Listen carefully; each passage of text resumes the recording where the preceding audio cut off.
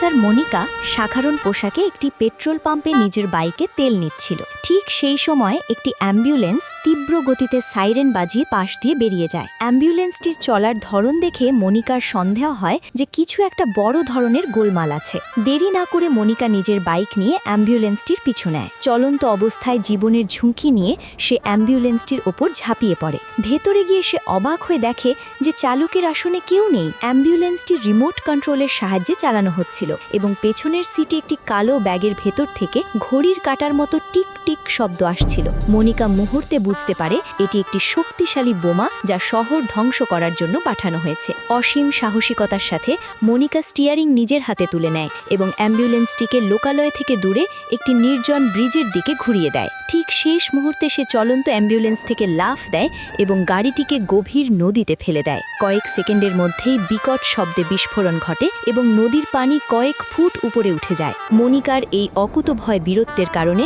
আজ শত শত সাধারণ মানুষের প্রাণ বেঁচে গেল। কিন্তু আমার কষ্ট একটাই, তোমরা লাইক কমেন্ট শেয়ার করো না। আমাকেও আমার কাজকে ভালোবাসলে ভিডিওটি শেয়ার করো।